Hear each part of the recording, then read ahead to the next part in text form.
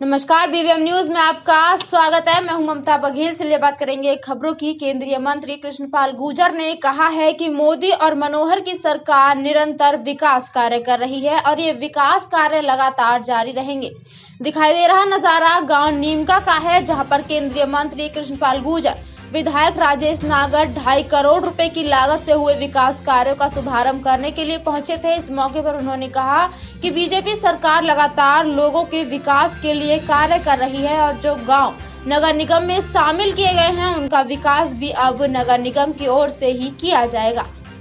बहुत अच्छे गांव के लिए आगे काम करेंगे, क्या कुछ पूरी रेंज पर बता दीजिए। देखिए, नीम का गांव तिगाम विधानसभा क्षेत्र का एक बहुत ही ऐतिहासिक गांव है, जहां राजा जीत सिंह के नाम से स्टेडियम भी है। तो आज इस गांव में यहाँ के स्थानीय विधायक राजेश नागर जी और मैं खुद आज हमारे गांव में एक बारात घर का उद्घाटन हो रहा है, एक स्टेडियम का, एक गौशाला और एक अपने शमशान घाट का हो रहा है। कितने करोड़ की लागत है? ये 2 करोड़ 30 लाख रुपए का हमारा जो विकास कार्य होगा। आपका फंड होता है, ग्रामीण फंड होता है, रोक दिया गया है और नगर निगम टेंडर चला गया, कैसे वो काम करवा पाएंगे? लगता है कितनी उम्मीद है? मंत्री जी ने आश्वासन दिया है कि चाहे वो पंचायत से हो या फिर अपना नगर निगम से, वो जरूर पूरे होंगे कार्य। जो मंत्री जी ने कहा है वो होगा। आज हमारे गांव में एक बारात घर का उद्घाटन हो रहा है, एक स्टेडियम का, एक गौशाला और एक अपने शमशान घाट का हो रहा है। कितने करोड़ की लागत है? ये 2 करोड़ 30 लाख रुपए का हमारा जो विकास कार्य होगा। आपका फंड होता है, ग्रामीण फंड होता है, रोक दिया गया है और नगर निगम टेंडर चला गया, कैसे वो काम करवा पाएंगे? लगता है कितनी उम्मीद है? मंत्री जी ने आश्वासन दिया है कि चाहे वो पंचायत से हो या फिर अपना नगर निगम से, वो जरूर पूरे होंगे कार्य। जो मंत्री जी ने कहा है वो होगा।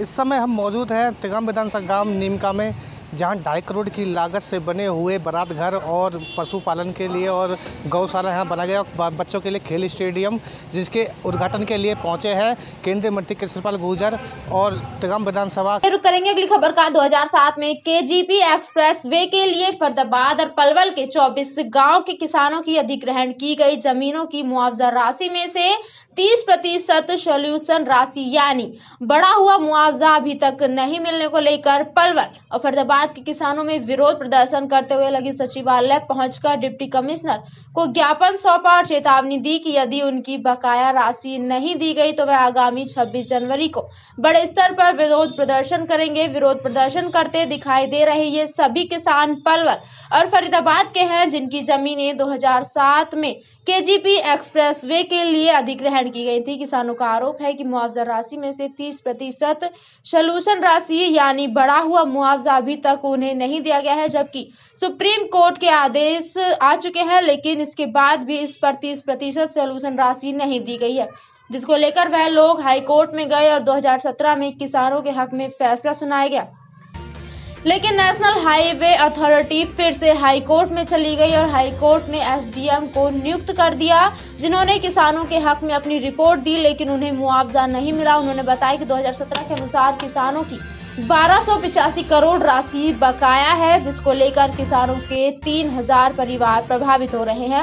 उन्होंने चेतावनी दी कि यदि उनकी बढ़ी हुई मुआवजा राशि नहीं मिली तो 26 जनवरी को बड़े स्तर पर विरोध प्रदर्शन करेंगे, जिसमें भारी संख्या में किसान शामिल होंगे। 2010 में फर्स्ट राउंड अवार्ड, 12 में सेकंड और 2014 में थर्ड राउंड, लेकिन उसके ऊपर जो 30% सोल्यूशन राशि है वो हमको प्रशासन ने नहीं दी। उसको लेकर सभी किसान हाई कोर्ट गए। हाई कोर्ट ने मार्गदर्शन डीआरओ साहब को किया। डीआरओ साहब ने 2017 में वो सभी किसानों के और कानून को देखते हुए किसानों के पक्ष में फैसला दिया और एनएचआई उसके बाद फिर हाई कोर्ट चलेगी और फिर उनको दोबारा से मार्गदर्शन दिया। एडीसी साहब को नियुक्त किया और 2019 में जितेंद्र दहिया जी एडीसी साहब थे, उन्होंने पलवल और फरीदाबाद के सभी किसानों के पक्ष में वो फैसला दिया। उसके बाद वो देश के सबसे बड़े कानूनविद जो होते हैं, एजी वगैरह जो भी कहते हैं। हमारी जो ज़मीन का मुआवजा था 16 लाख रुपए 2008 में दिया गया, फिर हम कोर्ट चले गए, बढ़ते बढ़ते 72 लाख रुपए हमें मिला, लेकिन सरकार ने हमारे साथ सौतेला व्यवहार किया और हमें सोल्यूशन उस पर नहीं दिया, जो 30% बाई लॉ बनता है। उसकी मांग को लेकर के हमने डीआरओ के पास 2 बार, हाई कोर्ट से लेकर के एडीसी के पास हम 5 बार उस केस को जीत चुके हैं, लेकिन बार बार हमें सरकार हरास करती है। 2009 में 5 फरवरी 2019 को एडीसी जितेंद्र दहिया जी थे यहाँ पर, किसानों पक्ष में फैसला किया और उन्होंने कहा किसानों का सॉल्यूशन बनता है, लेकिन पिछले 2 सालों से आज तक भी हम ऐसे ही भटक रहे हैं। आज हम माननीय डीसी साहब को ज्ञापन देने के लिए आए हैं कि भाई डीसी साहब आप हमारी पेमेंट दिलवाइए। चलिए बात करेंगे गुरुग्राम की। लग्जरी गाड़ी रखने वाले लोग जरा सावधान हो जाएं। लग्जरी गाड़ियों के शौकीन सावधान, गाड़ी को खड़ी करते समय सावधानी बरते। एनसीआर में घूम रहे हैं लग्जरी गाड़ियों के सौदागर। 4 आरोपियों को गुरुग्राम पुलिस ने गिरफ्तार किया है और बाकियों की तलाश में जुटी हुई है। दिल्ली सहित राष्ट्रीय राजधानी क्षेत्र में दिन प्रतिदिन बढ़ती लग्जरी गाड़ियों की चोरियों की रोकथाम की दिशा में गुड़गांव पुलिस ने एक महत्वपूर्ण सफलता प्राप्त की है। गुड़गांव पुलिस ने वाहन चोरी के एक ऐसे शातिर गिरोह का पर्दाफाश करते हुए अब तक 4 चोरों को गिरफ्तार करने में सफलता प्राप्त की है, जो खरीदारों के आदेश पर उनकी मनपसंद लग्जरी गाड़ियों की चोरी किया करते थे। शातिर दिमाग के हाईटेक वाहन चोर चोरी की इन नई कारों को नागालैंड में ले जाकर बेचते थे। गाड़ियों की चोरी के पश्चात ये तत्काल उन वाहनों के नंबर बदल देते थे और साथ ही साथ नकली कागजात भी तैयार कर देते। पुलिस की गिरफ्त में खड़े ये दोनों आरोपी लग्जरी गाड़ी चुराने में इतना माहिर हैं कि पलक झपकते ही गाड़ियों का पता नहीं लगने देते, उन्हें उड़ा ले जाते हैं। उसके बाद गाड़ी का नंबर प्लेट और नकली कागज बनवाकर हजारों किलोमीटर की यात्रा करते हुए उसे नागालैंड ले जाकर बेच देते हैं। पुलिस को काफी समय से इन आरोपियों की तलाश थी। अंत में गुरुग्राम पुलिस को सफलता मिली और पुलिस ने इन्हें गिरफ्तार कर लिया। गुरुग्राम पुलिस के एसीपी क्राइम की माने तो इन आरोपियों से लगातार पूछताछ की जा रही है। बहुत ही जल्द पुलिस नागालैंड से भी कुछ लोगों को गिरफ्तार करेगी। हमारे यहाँ से गुड़गांव से काफ़ी लग्जरी गाड़ियाँ चोरी हो रही थी, जिस पे काम करते हुए हमारी क्राइम यूनिट सेक्टर 10 ने काफ़ी बढ़िया काम किया और उसमें 2 चोर गिरफ्तार किए थे, जिनके पास से हमने पूछताछ पे पता चला कि वो दीमापुर में ये गाड़ियाँ चोरी करने के बाद बेचते हैं, खासकर फॉर्चूनर गाड़ियाँ और जो महंगी गाड़ियाँ हैं। ये 2 जो चोर गिरफ्तार किए थे, इनके नाम अंकित और जलाल थे।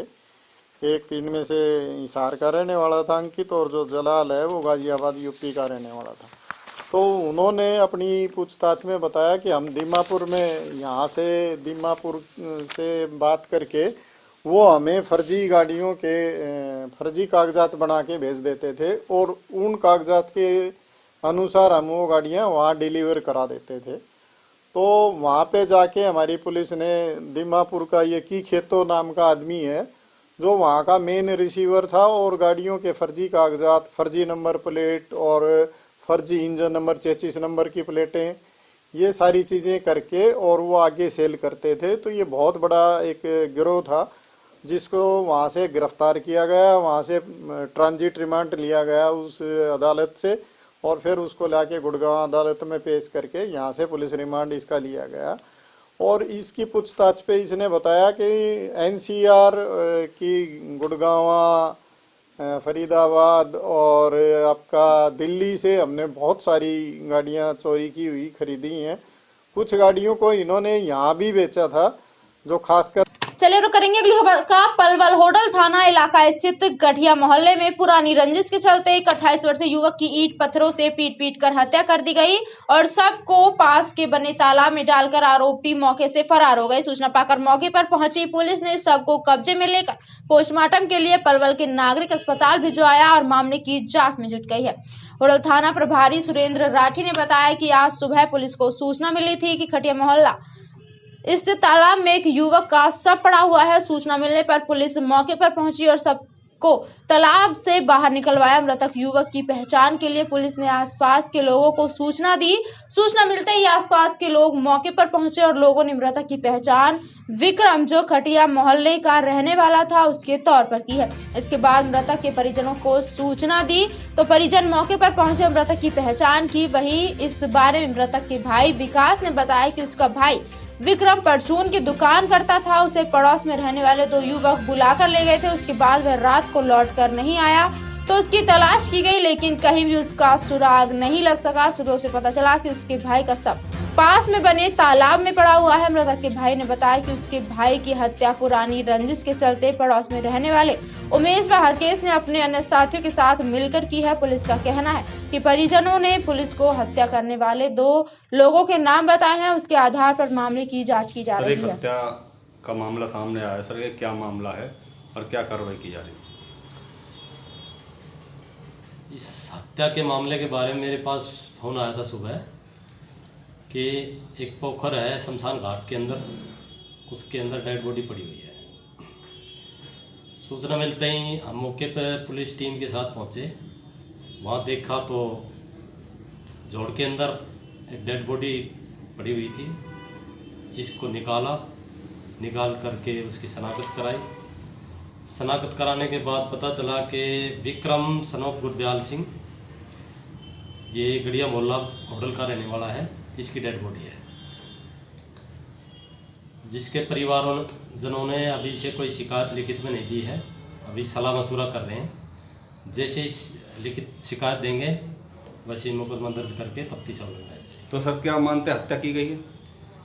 हाँ, ये मौके पर जाकर देखा तो हत्या की गई है। इसमें ईंट पड़ी हुई थी, ईंट से मारा है उसको, ब्लड था, खून और जैसे लाइन थी खींच के ले गए हैं पोखर में, तो हत्या का मामला है। कुछ नाम भी सामने आया, कुछ ऐसा भी आशंका?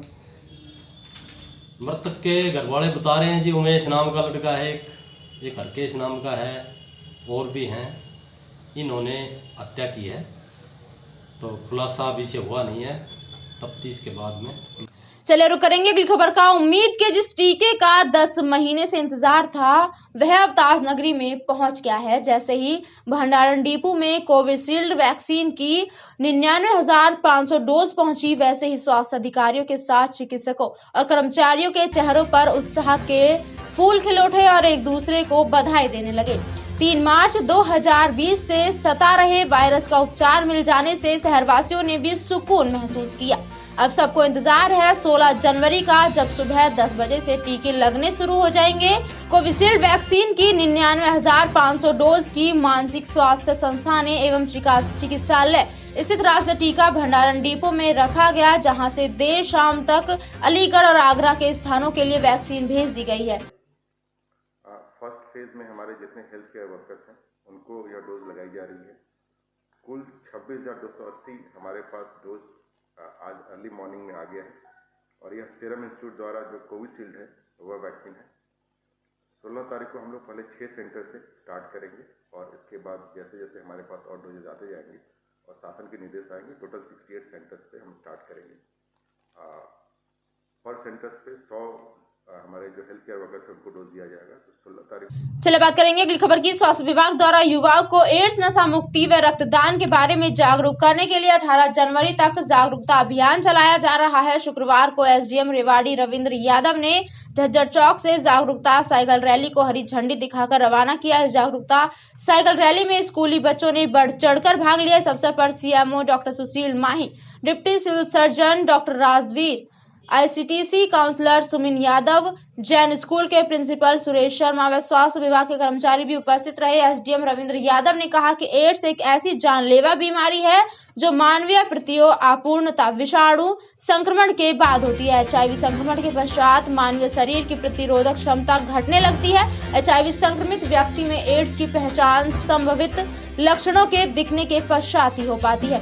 उन्होंने बताया कि रोग रोकथाम एवं निवारण केंद्र द्वारा एड्स से संभावित लक्षण बताए गए हैं। उन्होंने बताया कि देश एचआईवी एड्स उन्मूलन की दिशा में लगातार प्रयास कर रहा है। एचआईवी से संबंधित मामलों को पूर्ण रूप से खत्म किए जाने के प्रयास किए जा रहे हैं एवं पिछले कुछ वर्षों में भारत ने इस प्रयास में सफलता भी प्राप्त की है। युवा दिवस जो 12 जनवरी को था, इस उपलक्ष्य में आज एड्स के प्रति और नशा मुक्ति के प्रति अवेयरनेस के लिए साइकिल रैली विश्वकर्मा चौक से लेकर सिविल हॉस्पिटल तक सीएमओ साहब के साथ और जैन स्कूल के छात्रों के साथ निकाली गई। क्या कुछ संदेश देंगे कि देखो एड्स के बारे में सभी युवा जागरूक रहें, अपना ध्यान रखें और युवा शक्ति पॉजिटिव एनर्जी में लगे रहें। क्या कुछ अभियान अपने ज़िले में चलाया जा रहा है प्रशासन द्वारा?